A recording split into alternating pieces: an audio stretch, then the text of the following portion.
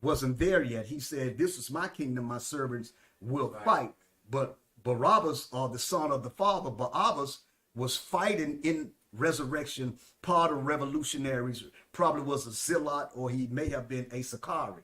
So these two men that was in the middle, that was on the right and the left of Yahawashi was in the middle. These two men were revolutionaries.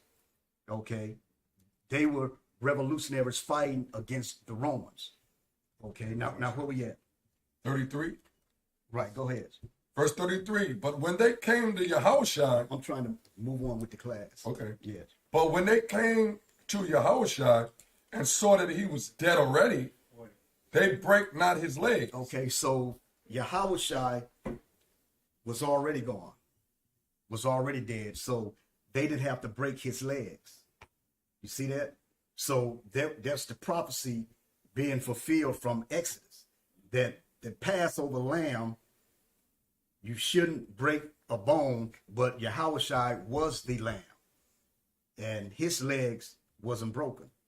Okay, he was a fulfillment of that. You understand? Because we're going to get more scriptures that even John the Baptist say, "Behold, the Lamb of the Most High." Okay, that was Yahawashi's part to play. Okay, but this time when he come back to this earth, the part that he's going to play is that revolutionary. Okay, he's going to play the revolutionary part, the deliverance of his people. When you read in the scriptures in the book of Isaiah, the 63rd chapter, that's going to be another class. When the scriptures say, "Who is this that coming from Edom? Garments like he been treading the wine press," right? So the watchman is watching all this, because when you read in the previous chapters in Isaiah, it's a watchman that's watching. He's on the tower. He's watching the gates. He's watching this city, right?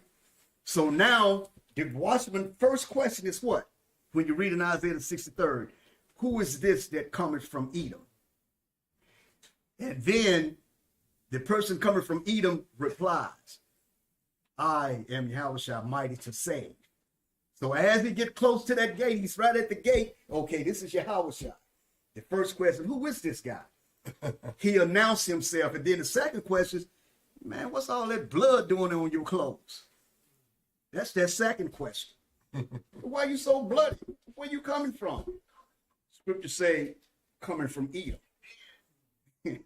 So those are the two questions. You the watchman, those are two questions that you have to ask. Who is this? And why are you so bloody? Got on them, yo man, what's all them blood on your clothes? What you been doing? "I've been treading the wine press."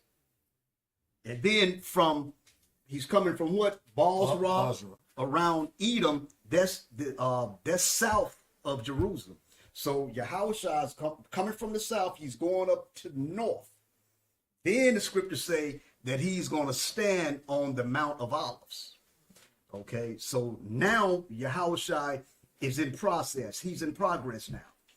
Coming from Edom, Jerusalem, and then he's going to attack all those armies that's going to try to attack him. Okay, all the nations that's gathered together. But that's another class. Okay, so we finished John, the 19th chapter, 31, 33. Now let's go to John, the first chapter, verse 29.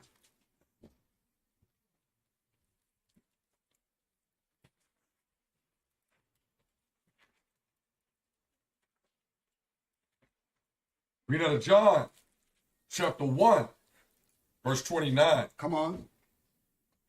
The next day, John seeth Yahawashi coming unto him, and said, "Behold, the Lamb of Yahweh." See what John said? "Behold, the Lamb of the Most High." Continue to read. "Which taketh away the sin of the world." Okay, that's where it's at. See, everything falls into pieces. All the scriptures about the Passover lamb in the Old Testament, and it falls in place with the Lamb of the New Testament.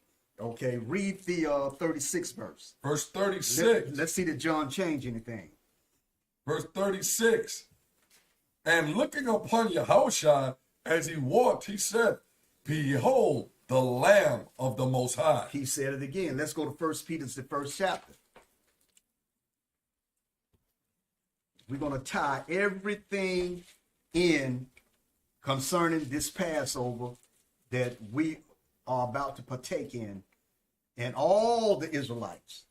Okay, it's the same meaning, the same thing.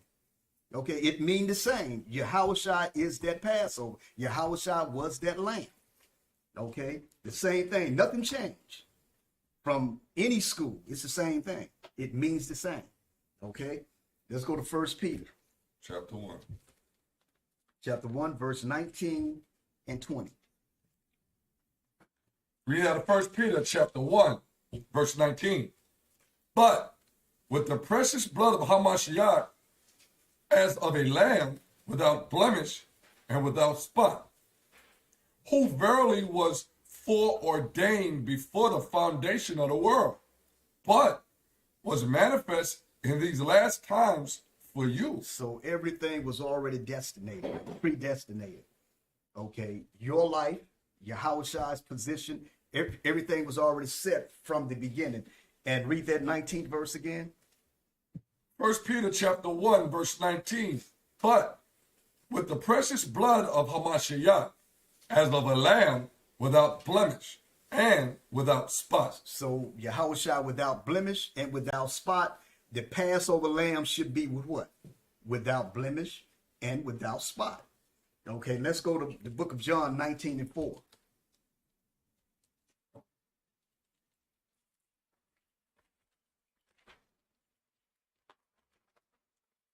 Book of St. John, 19th chapter and the 4th verse. Read out the book of John, chapter 19, verse 4. Pilate therefore went forth again and said unto them, Behold, I bring him forth to you, that ye may know that I find no fault in him. Okay, so Pilate confirmed what we just read in Peter. Precious lamb, unblemished. So Pilate brought Yahawashi before the people. Said, look, I'm bringing him to you. I find no fault in the man. The man have no blemish. There's no faults in the man. So that's prophecy fulfilled too. You see that? On all levels, both levels. Old Testament, New Testament, prophecy fulfilled. Yahawashi fulfilled all that, man. Okay. Let's go to the book of Matthew, the 23rd chapter.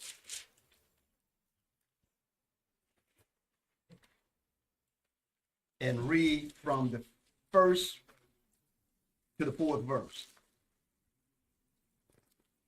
Read out the book of Matthew, chapter 23, verse 1. Come on. Then spoke Yahawashi to the multitude and to his disciples, saying, The scribe and the Pharisees sit in Moses' seat. All therefore whatsoever they bid you observe, that observe and do, but do not ye after their works. For they say and do not.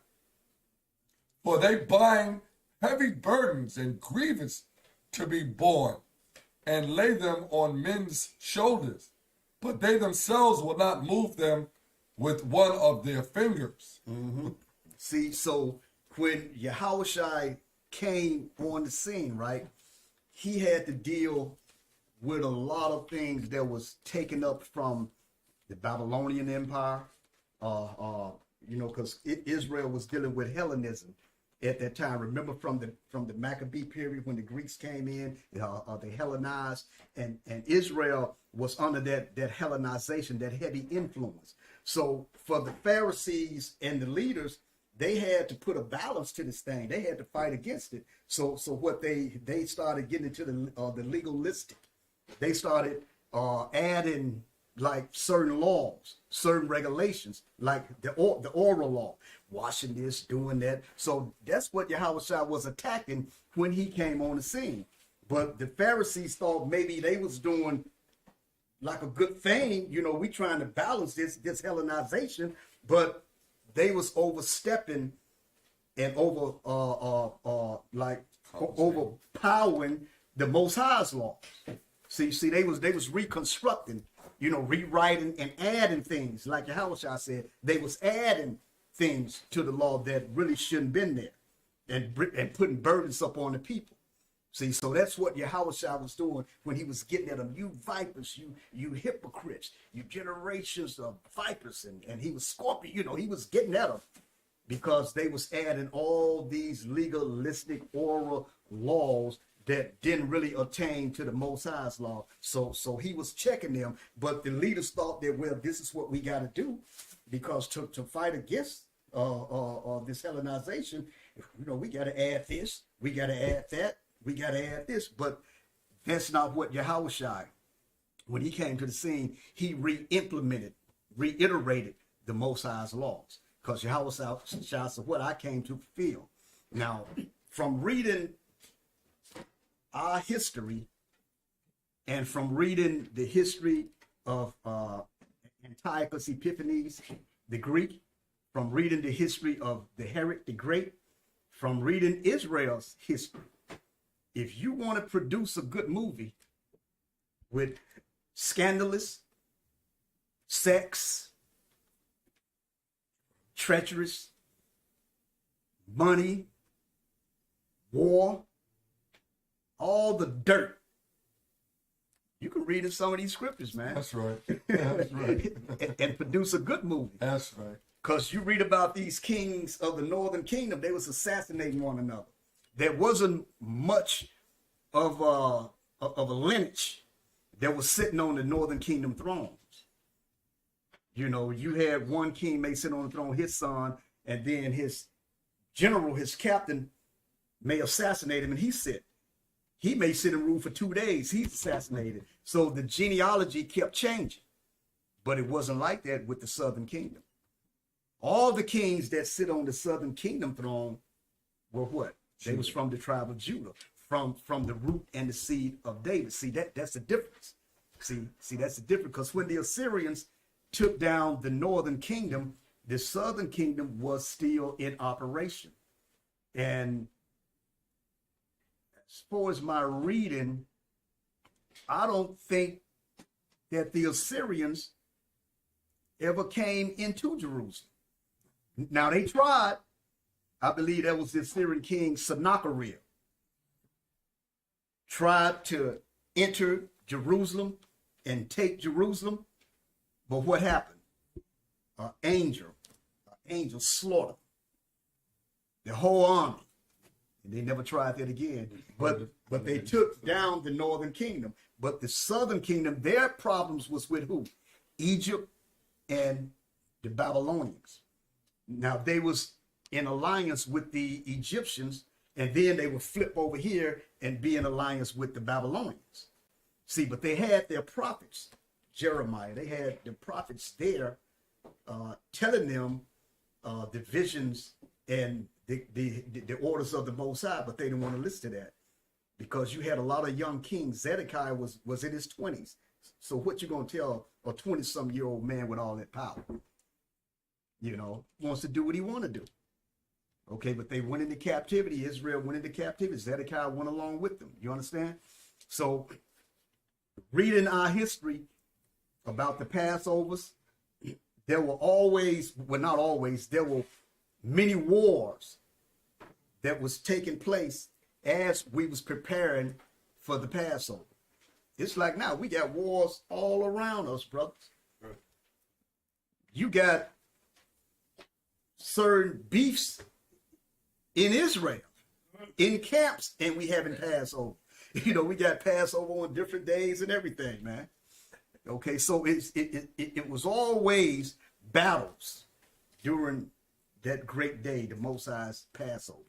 Okay, you had civil war between the Maccabees. There was civil war between Aristobulus II and John Hyrcanus II. And the war got so bad that a Roman general had to be called in to deal with that situation. This was a Roman general by the name of Pompey. And this happened, I believe, in 63 BC, 63, 65 BC. Do anybody have From Babylon to Timbuktu? Pull that out. Go to page, you got it with you? Well, you ain't got your tools, brother. Go to page 80, try 84. page 84. Babylon to Timbuktu by Rudolph Windsor. You got 84? Okay, read right in the middle when it speaks about BC. right. It's from Babylon. Come a little louder, yeah. It's Babylon to Timbuktu, page 84, second paragraph. Okay. In the year 65 BC, the Roman armies under General Pompey captured Jerusalem. In 70 AD, General Vespasian and his son Titus put an end to the Jewish state. So it's giving you two different time periods. It's giving you the time period that I was just talking about in 63 BC with Pompey, okay, that came into Jerusalem and took that. Now, who was controlling Jerusalem at that time? The Maccabees. So Pompey came in because these two brothers, Aristobulus II and John Hyrcanus II, was at war. So Pompey was called in and destroyed our people because of these two brothers. And then it gives you 70 AD with Vespasian, but his son Titus took down Jerusalem in 70 AD. And one of his top generals was an Israelite by the name of Alexander. I know his name was Alexander. I can't really get his last name, but his name was Alexander. He was an Israelite. There was Titus' top general, and he laid the blueprint and everything down for Alexander. Well, that's our people, brother. Y'all sit there like y'all can't believe it, you know. But that happens all the time. Look what happened to the Black Panthers. You had a Jake in that. Look what happened with the organizations today. You know, would set you up, work for the FBI and everything, man, and bring you down. So that was always there. Okay, and I'm gonna still try to get this brother's name. His Alexander, he was from out of Judah too, so-called Judah. I believe he was the nephew, or he was related to Philo. But I'm gonna keep thinking and get that name for you, and I want y'all to look that up and go read the history about this guy. Okay. Now, you finished reading that, right? Y'all read. Did you get to where the slave market was full of black Jewish slaves? You got that? No. Okay, read that. It's continuing from the second paragraph. During the period of military governors of Palestine, many outrages and atrocities were committed against the residue of the people. During the period of Pompey and Julius, it was estimated that over 1 million Jews fled into Africa, fleeing from Roman persecution and slavery. The slave markets were full of black Jewish slaves. Black Jewish slaves. See, that was the main page, and there was that one of the main books way back in the days. You know, when we hit the streets, we always went to that. You know, black Jewish slaves. Always went to that page, that book. And speaking about Pompey, the Roman general, when he came into Jerusalem, because of these Levites, the Maccabees fighting one another, you got Pompey, you got Crassus, these are Romans, you got Julius Caesar. They form what was called the first triumvirate around 60 BC. Now that meant that there was three men. These three men, they all held power. They had an alliance, a military political alliance. There was Pompey, Julius Caesar, and Crassus. Okay, now we're gonna move on. Remember, in the Babylonian captivity in 586 BC, Israel was without a temple. We couldn't sacrifice.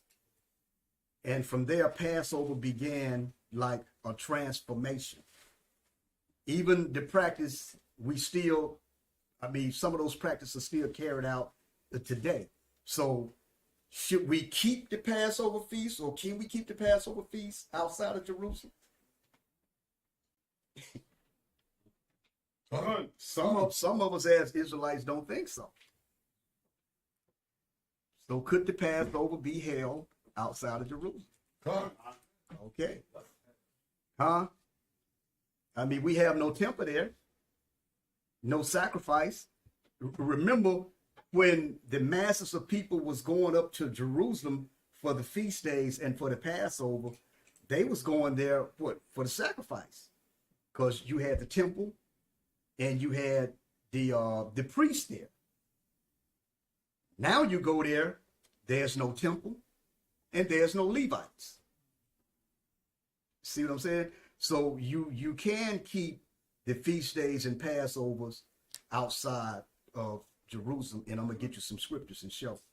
Okay, but from the Babylonian captivity, from the being Hellenized, Israel, the leaders, they adopted a lot of paganistics and incorporated it with our feast days, including the Passover. Now, the presence of the egg was a part of the Passover. It was added through the influence of the cult of fertility. But Israel adopted that egg, but Israel looked at it as the egg represented the sacrifice that we can no longer do. And this is still being practiced today. And check this out. I also myself practice it. Israelites practiced it when Ben was with me. I woke him up on that one. Yeah, Ben was with when we first came into this word back in the 80s. When Passover came, the egg was there. And a lot of brothers may see this show that was back there. They know that it's true.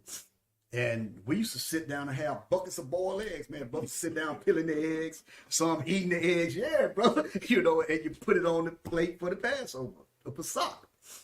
But later on, I believe when Masha established the house of David, the egg was taken away. You understand? The brothers started studying and say, hey, man, it's a Babylonian custom. We don't supposed to be doing that. But I was there. Big old buckets of eggs, brother, just sitting down. Yeah, shalom, brother. You know, peeling the eggs, taking a little bite, you know. And also, when Masha established the house of David, brothers began to go into the new moon. Okay, that's how that came about, because we wasn't always observing, we wasn't always aware of the new moon. We knew about it, but brothers wasn't pushing it, you know, like we doing today. Con? Okay. So a lot of transformation in the feast days and so forth was carried by the leaders and the Pharisees from the Babylon and the Hellenization. And the Pharisees began to implement a lot of changes. And I'm going to go through some of those changes. It's a change called the 4 cups of Passover. Let's go to Exodus, the 6th chapter, and Exodus, the 6th chapter,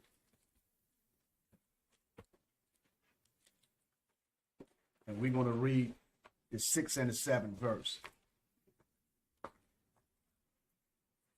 Book of Exodus, the 6th chapter, and the 6th and the 7th verse. Reading out the book of Exodus, chapter 6, verse 7. Let me say this too. We're going to go into the 4 cups. This is a tradition, is a custom. We don't practice that. Okay? We don't practice it. Now we would take a cup of wine, a cup of yayan, but not in tradition as what the Pharisees and the Babylonians and so forth had introduced. Okay, this is called the 4 cups of Passover. It's 4 cups of wine. Now let's read the 6th verse. Read out of Exodus chapter 6, verse 6. Wherefore say unto the children of Israel, I am the Adonai, and I will bring you out from under the burdens of the Egyptians, and I will rid you out of their bondage, and I will redeem you with a stretched out arm, Right. and with great judgments. Come on. And I will take you to me for a people, and I will be to you a power, and ye shall know that I am the Most High Power Yahweh, which bringeth you out from under the burdens of the Egyptians. Okay, now we're going to start back up to the 6th verse, and we're going to break down these 4 cups. Okay, now we don't practice this, but I'm just sharing some information with you. The scripture, Exodus 6th chapter and the 6th verse, it said, "Wherefore say unto the children of Israel, I am the Lord, I will bring you out from under the burdens of the Egyptian." So 1 cup, I will bring you out. It's 1 cup of wine. Okay, take it down. Now, the next one is, "And I will rid you out of your bondage." Pour me another cup, brother. That's another cup. "I will rid you out of your bondage." That's another one. Now, "And I will redeem you with a stretched out arm and with great judgment." That's a 3rd cup. Give me another. Yeah, take that down. Now, the 4th cup in the 7th verse, "And I would take you to me for a people, and I would be to you a God. And ye shall know that I am the Lord your God, your Most High, which bringeth you out from under the burdens of the Egyptian." It said, "I would take you to me for a people." That's the 4th cup. I would take you out from the people and bring you to me. That's the 4th cup. Take that down. And about time you try to read the rest of them scriptures, that Yahawashi got in your bloodstream. For sure. Start circulating around. sure. And then you come out, all of you, you got the little your dizziness. Because it done got in your bloodstream now. So, but we don't do that, man. 4 cups. That's a tradition. Just like the egg. A tradition. Okay? A tradition, brother. So we was doing that back in the 80s. In the early 90s. And, brothers sit down and started going into the scriptures, going into the history. So brothers stopped doing that. Got rid of the egg. And then brothers implemented the new moon and so forth, because we wasn't doing that either. And also you have the steward program. The steward program was implemented because steward, become a steward of the Most High. So brothers took that and said, okay, this is steward program, but it was the trooper program. Okay, but it was changed to the steward program. Huh? Okay, so I thought I'd give you that. Let's go to Matthew 26.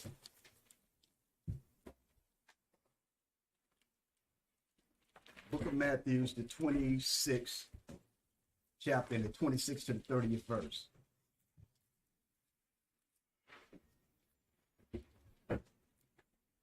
We got the book of Matthew, chapter 26, verse 26. "And as they were eating, Yahawashi took bread and blessed it and brake it and gave it to the disciples and said, 'Take, eat, this is my body.'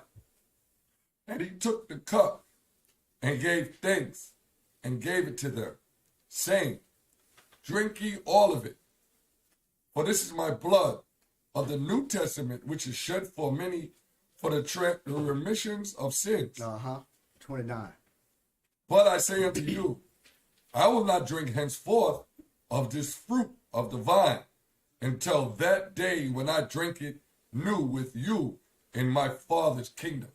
You hear what Yahawashi said? He said, look, I'm not going to drink henceforth of this fruit of the vine, the wine, until that day when I drink it new with you in my Father's kingdom. So Yahawashi is telling the disciples, he's making a statement here. Okay, he's going into something now. Let's go to the book of Numbers, the 6th chapter, 1 to 4.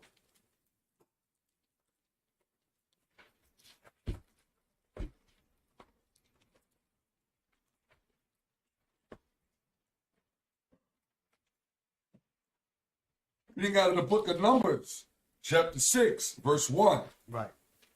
And the other one spoke unto Moses, saying, Speak unto the children of Israel, and say unto them, When either man or woman shall separate themselves to a vow of a Nazarite, to separate themselves unto the other one. So when okay, read the second verse, the third verse, rather. Verse 3, He shall separate himself from wine and strong drink, and shall drink no vinegar of wine or vinegar of strong drink, neither shall he drink any liquor of grapes, nor eat moist grapes or dry. Remember when Yahawashi was on the cross? They put that wine, the vinegar up to him. Yeah. And the scripture here say that he shall separate himself from wine. Remember what he told the disciples? I'm not going to drink this wine with you until I drink it with you new in my Father's kingdom. So he kind of threw that Nazarite vow out. You understand? Because he said, I'm not going to drink no more wine until I drink it with you new in the kingdom. Now remember when he resurrected, when he saw the disciples, he said, look, give me something to eat. He said, give me something to drink. He said, give me something to eat. And they brought the fish and so forth. Okay, so he just threw, just to go to numbers, that was sort of like a Nazarite vow that he threw at. Okay, any more verse? Fourth verse? What the fourth? Yeah, you go to the fourth, yeah. Verse 4, All the days of his separation shall he eat nothing that is made of the vine tree, from the kernels even to the husk. Right. So going up to Jerusalem or having the Passover in New York or the United States or Ghana or Africa or wherever you at. Okay, this is what the Most High say in Scripture. Let's go to John, the 4th chapter.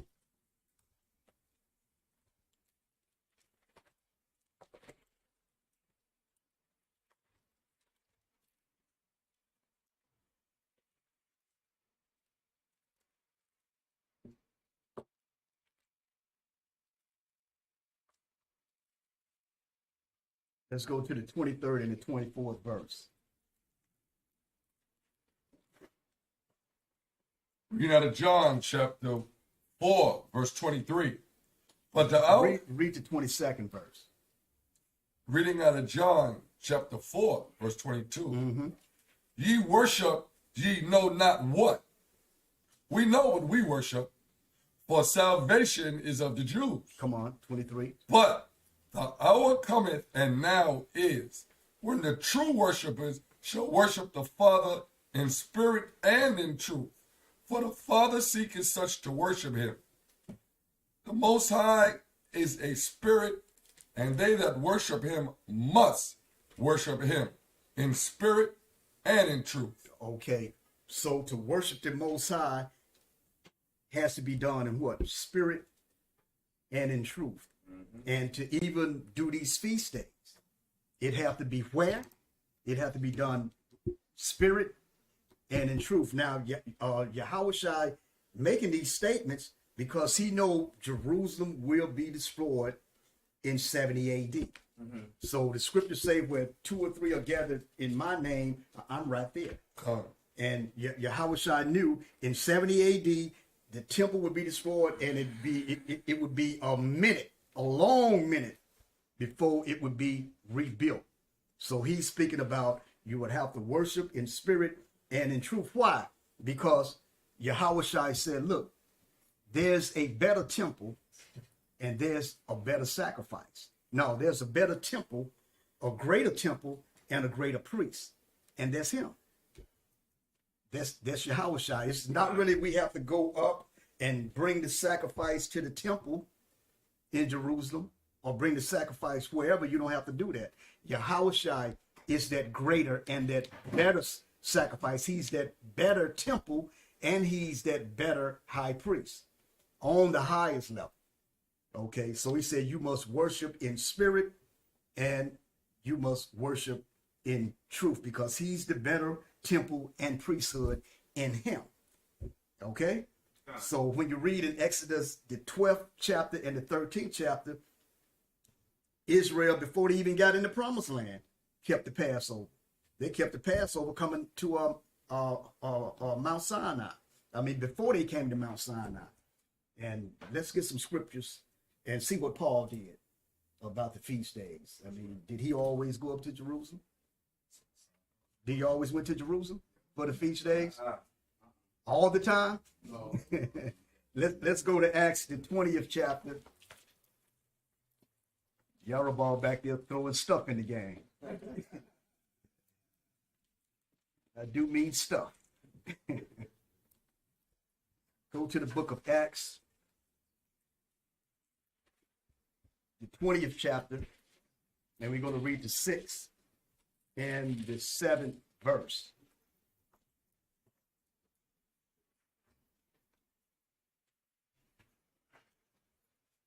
When you get it, call it out and read it. Reading out of Acts, chapter 20, verse 6. And we sailed away from Philippi after the days of unleavened bread. You hear that? He said, and we sailed away from Philippi after the days of unleavened bread. Go ahead. And came unto them, You know unleavened bread is Passover. Come on. and came unto them to Troas in 5 days, where we abode 7 days. And upon the first day of the week, when the disciples came together to break bread, Paul preached unto them, ready to depart on the morrow, and continued his speech until midnight. Oh, boy, this brother had some wind, man. You know, we talk about brothers in here is long-winded. Paul was long-winded, man. What he spoke, his speech was until midnight. Jump to the 16th verse. Verse 16.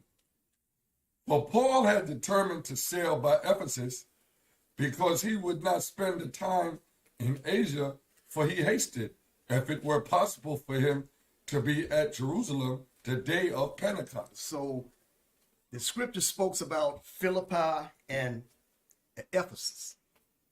Now, if Paul have to go to Jerusalem for these feast days, now the people that he's teaching and the people that he's connected with, when they go with him, they wasn't going with him. Everybody in Philippi wasn't loading up traveling with Paul. So what did they do? Kept it where they was at. So Paul said, I have to go. Now, if Paul could have said, look, I got to go to Jerusalem and keep these feasts. Look, y'all got to go too. Get your bags, get your horses, your mules, get everything. Let's travel, let's sail, let's get the ships. We got to go up to Jerusalem and keep this feast. But Paul said, I have to go. But I know y'all over here and over there, keep the feast. Okay? Let's go from here. Let's go to the book of Acts. We're still there, the 27th chapter. And let's read the 9th verse. We got Acts chapter 27, verse 9.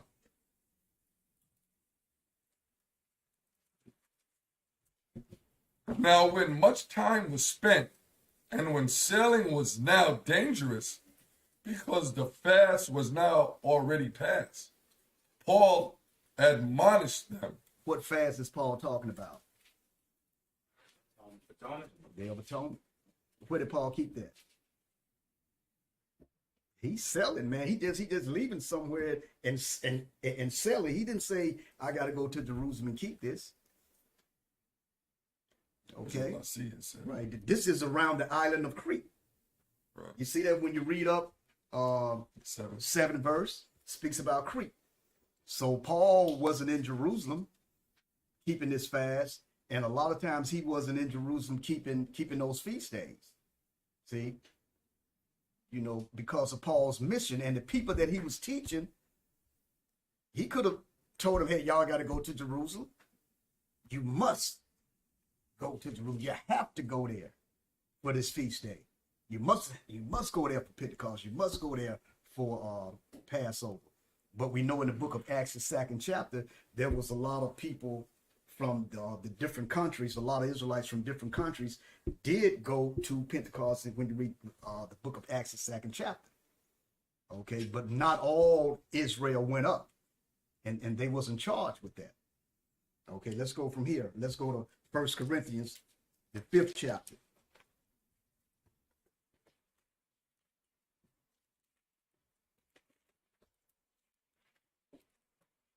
First Corinthians, the 5th chapter, and we're going to read the 7th and 8th verse. We had a 1 Corinthians chapter 5, verse 7. Purge out, therefore, the old leaven, that ye may be a new lump, Right. as ye are unleavened. But even Hamashiach, our Passover, is sacrificed for us. Therefore, let us keep the feast, not with old leaven, neither with the leaven of malice and wickedness, but with the unleavened bread of sincerity and truth. Read the 9th verse. Verse 9, I wrote unto you in an epistle, not to company with fornicators. So the scriptures say, I wrote unto you in an epistle. Paul wrote this letter to the Corinthians, right? And from the first verse, he's saying, look, it's reported calmly. He's kind of getting on their case. But then when you read to the 8th verse, he said, therefore, let us keep the feast. And he said, not with old leaven, neither with the leaven of malice. But he said, let's keep the Passover, right? Okay, so he wrote the letter to them. Did he add on? But you can't keep it where you at. You got to come up to Jerusalem to keep it. Paul said, let's keep the feast. Let's get all this malice. Let's get this physical stuff out the way first. Okay, before you remove the leaven out of your homes, let's get right first. And he said, therefore, let us keep the feast. Let's keep it. Keep the feast. Corinthians, keep it. Everybody got me? Okay, let's go from here. Let's go to the book of Acts, the 18th chapter.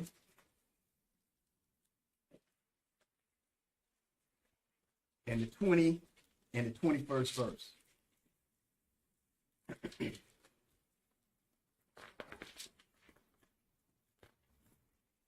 Now to Acts chapter 18, verse 20. When they desired him to tarry longer time with them, he consented not, but bade them farewell, saying, I must by all means keep this feast that cometh in Jerusalem. Yeah, well, Paul said that they tried to keep him there to stay a little longer, but Paul said, no, I got to keep this feast that's in Jerusalem. I got to go. Read on. But I will return again unto you, if the Most High will. And he sailed from Ephesus. Okay, Paul said, but I will return unto you again, if the Most High's will. So he's leaving some of the people that he's been teaching.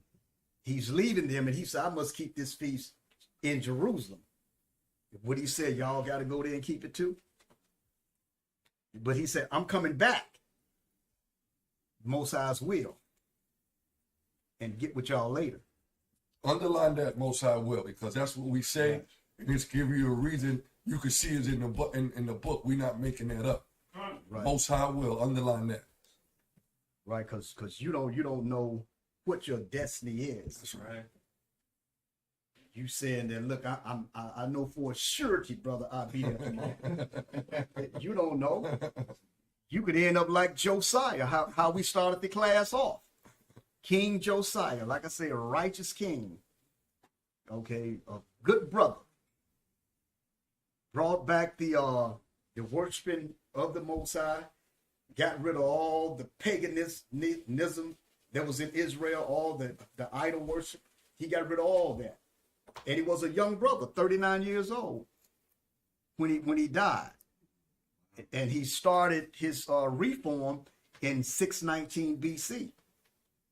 And like I said before, remember, the Most High showed him that, look, the Babylonians is coming up against Jerusalem because of their wickedness. But I'm not going to let that happen in your days. That sounds like the same thing he told Solomon and he told David, right? Mm-hmm. He said, I'm going to shake this city upside down, but I'm not going to let you see it. You're not going to be there when this happens. See, sometimes, you'll have favor with the Most High, that the Most High would do that for you. Same thing with Methuselah. Methuselah, he didn't let Methuselah see the flood.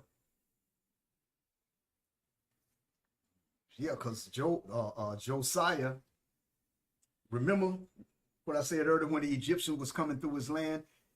Any leader would have reacted the same way. Why is he crossing in my area? Like I said, that's what Putin was saying to Ukraine. Why are you going to join NATO and have the America in my backyard? We can't have that, so I'm coming to get you. So the Egyptians, but remember, that's the Most High's doing. Because the Egyptians, the king Pharaoh Necho, told Josiah, your God has sent me on this mission. I have business with your God. Mm-hmm. Now, if we out there in the streets teaching, Eda might come up to you, hey, let me get that mic. I have business with your God. Would you give it to her? No, most of you won't. So therefore, you got to do what Josiah should have done. Look for the Urim and the Thummim, get proof from that, or go find a prophet and get proof from that. But he didn't have time to do all that. It's just like you won't have time. They come up to you, Shalom. Can I get that mic? I want to say something to the people. No, you get out of here, you damn devil. No, but the Most High told me to ask you to give me the mic so I can say these few words to the people out there. Hey, Ben, Ben, get out of here, you devil. but just throw that out there, man. But we're only men. And sometimes the Most High can send things to us and we have to make a decision. But the Most High did that to Josiah because he promised him that he wouldn't see Jerusalem destroyed. But I don't think Josiah wanted to die in battle either. But he was wounded in battle. He had another chariot. It was two chariots that he had. He was in one, and when he got wounded, they put him in his second chariot. And they took him back to Jerusalem. Then he died. 39 years old, young brother, man. But he was a good dude. That's what the scriptures say. Had one of the biggest and greatest Passover there was because of all the sacrifices that he did. You understand? Come on. I had a precept. Come on. Isaiah chapter 57 and verse 1. Yeah. The righteous perish, and Right. no man layeth it to heart. Mm-hmm. And merciful men are taken away, none considering that the righteous is taken away from the evil to come. Right. I quoted that. Yeah. I was going to get it too. I didn't know the water. I couldn't remember where it was, but I did quote that earlier. Yes. So that's the Most High's game plan, man. The Most High is one of the greatest chess players that's here. One of the greatest powers and the greatest chess players. Play chess with men, grown men. He playing chess with Putin, Ukraine, America, all of them, brother. World events. He's the greatest chess player. He played chess with the Egyptians. Mm-hmm. Now, Josiah did play a part because he slowed the Egyptians down. And when the Egyptians got to help the Assyrians was already defeated. Babylon had already crushed them because the Assyrian Empire was already declining. So they was on their last leg. And the Egyptians had the army going to help them fight. Now, just say if Josiah would have let him through, that would have threw the prophecy off. And the Most High is not going to allow that. See, so Josiah slowed him down. I mean, he did his job, slowed the Egyptians down. He ended up getting wounded and so forth. But the Egyptians say, your God told me to do this. If somebody can find that, let's go to somebody look for that in the book of Chronicles.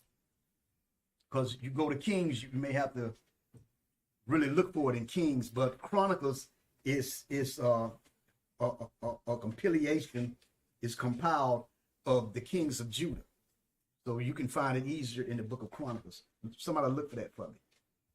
Okay, but we're going to go to 1 Corinthians, the 16th chapter and the 8th verse.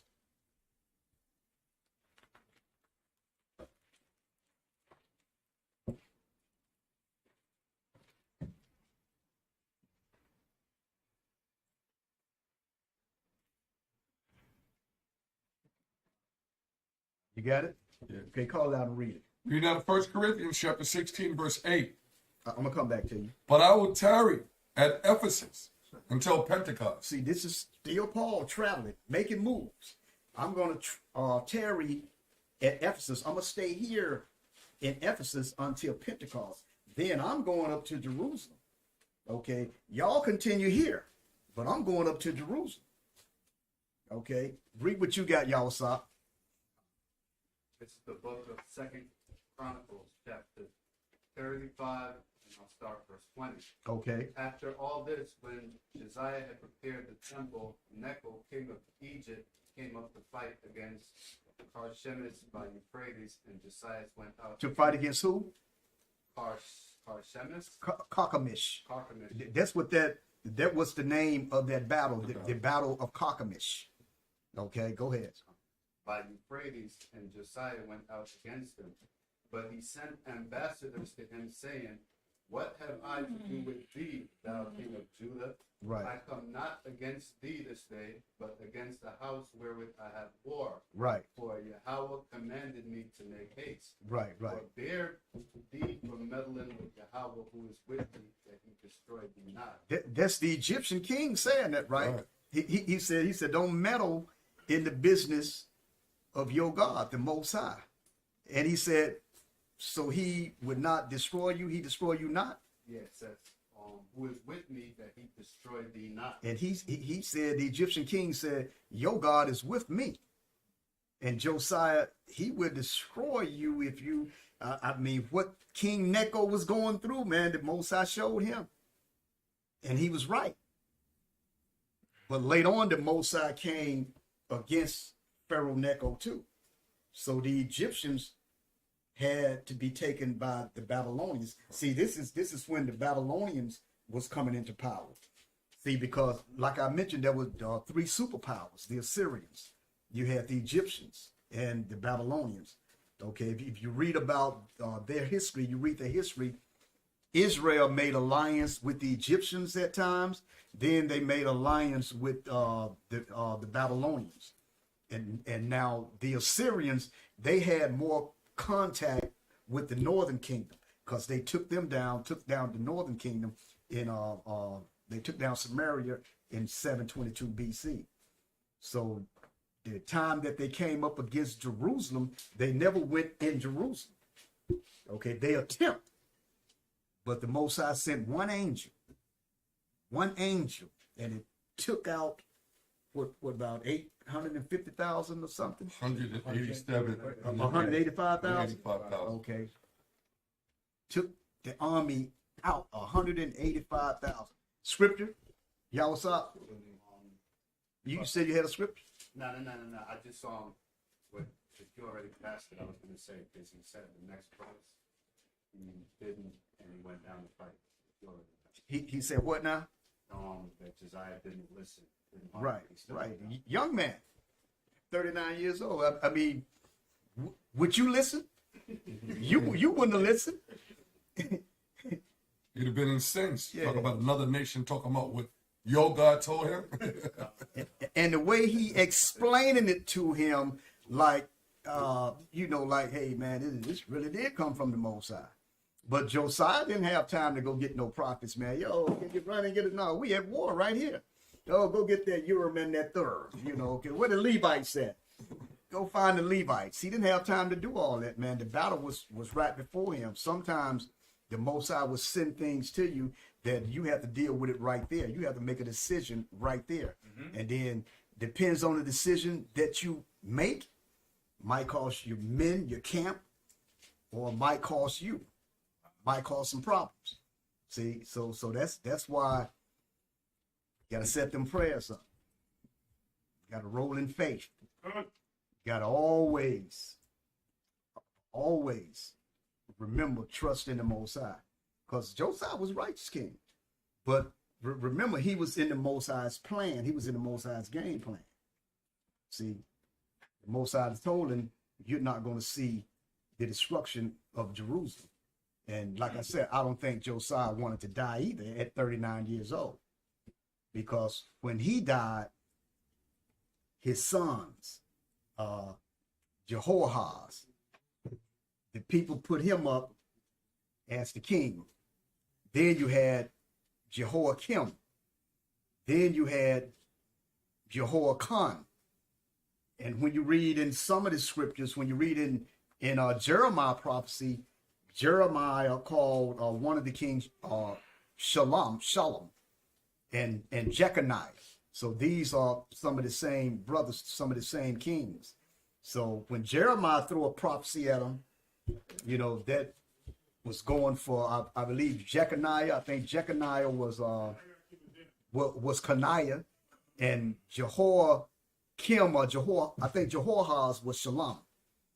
Okay, so these are the same people. When you read in scriptures, different names for them. And remember that Jeremiah was the mouthpiece of the Most High, Jeremiah the prophet. And Jeremiah was back during when the Babylonian was coming up against Jerusalem. He was back there when the Egyptians was coming up against Jerusalem. And he was telling the kings, look, listen to the Most High. Listen, do what these kings ask you to do, man, because you got a whole nation on your back. It's sometimes you can't do what you want to do. You have to make a decision to protect the nation.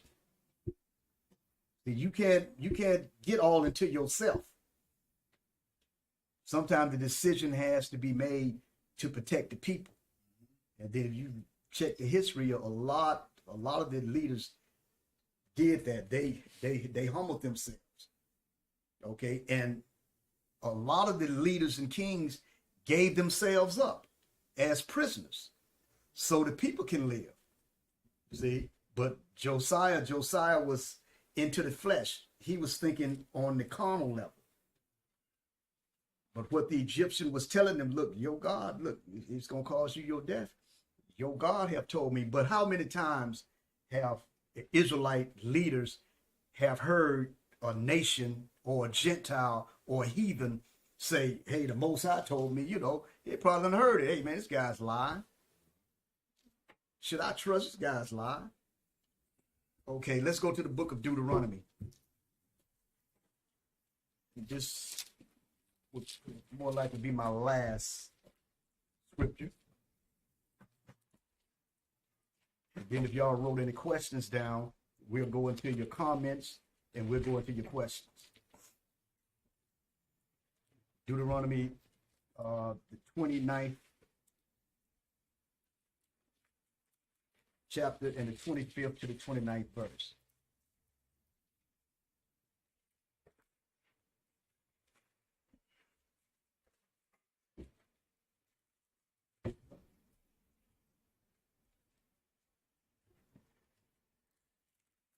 We're in the book of Deuteronomy, chapter 29, verse 25. Then men shall say, because they have forsaken the covenant of the Most High Yahweh of their fathers, which he made with them when he brought them forth out of the land of Egypt. For they went and served other powers and worshipped them, powers whom they knew not, and whom he had not given unto them. And the anger of the Most High was kindled against this land, to bring upon it all the curses that are written in this book. Okay. And the Most High rooted them out of their land in anger and in wrath and in great indignation, and cast them into another land as it is this day.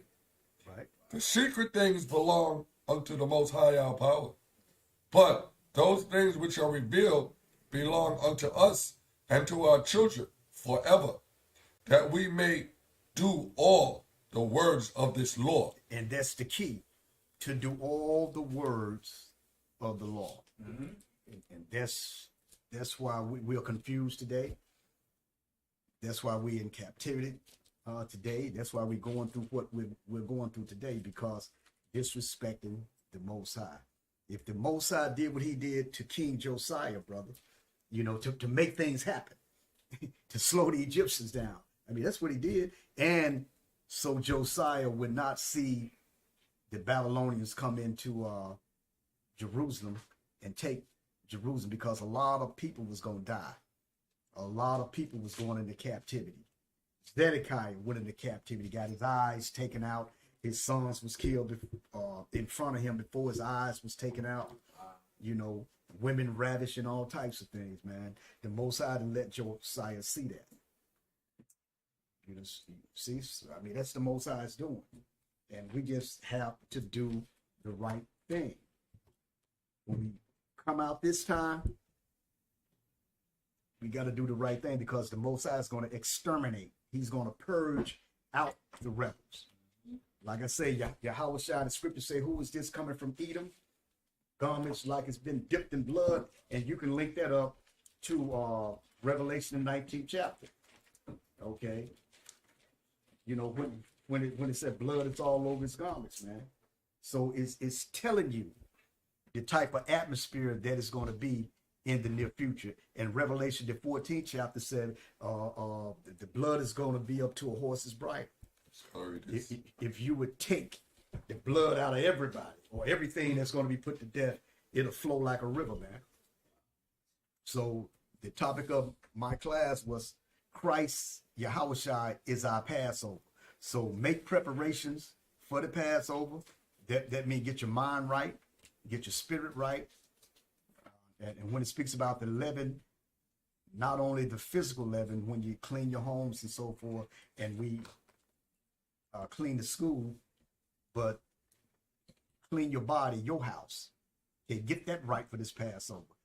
Any mishaps, anything you need to deal with it before the Passover, before the Passover.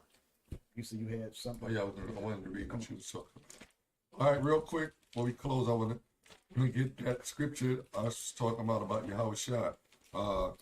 Isaiah 63. Okay. Will prove all things.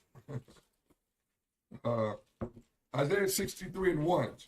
Who is that cometh from Edom with dyed garments from Basra, that is glorious in his apparel, traveling in the greatness of his strength?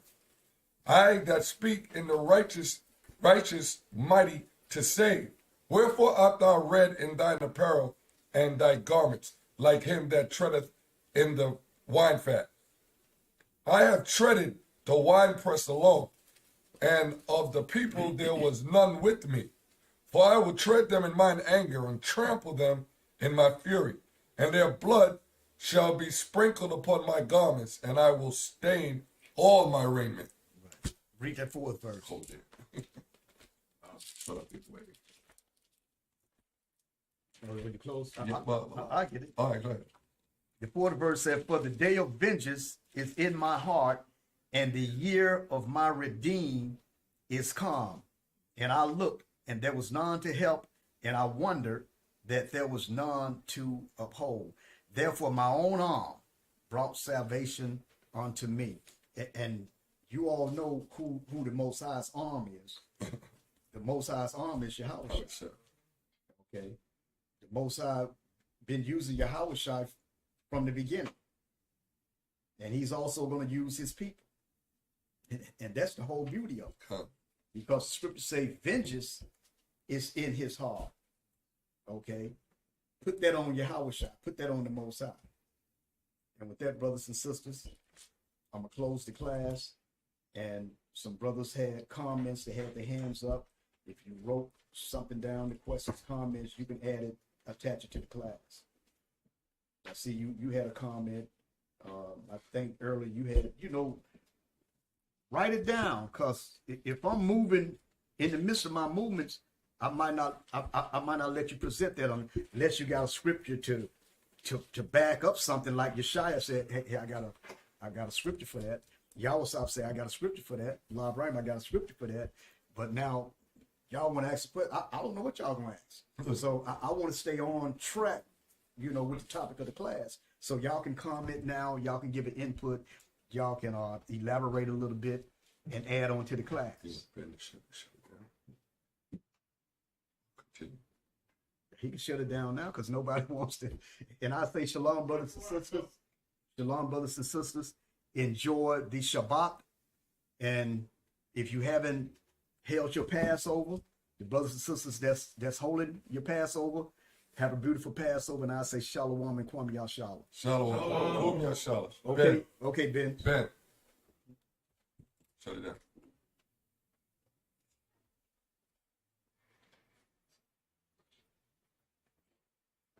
It's still up. It's still up.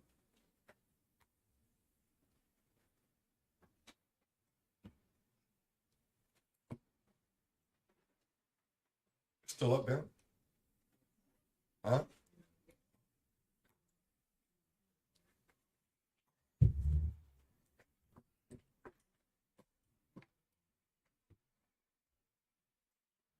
So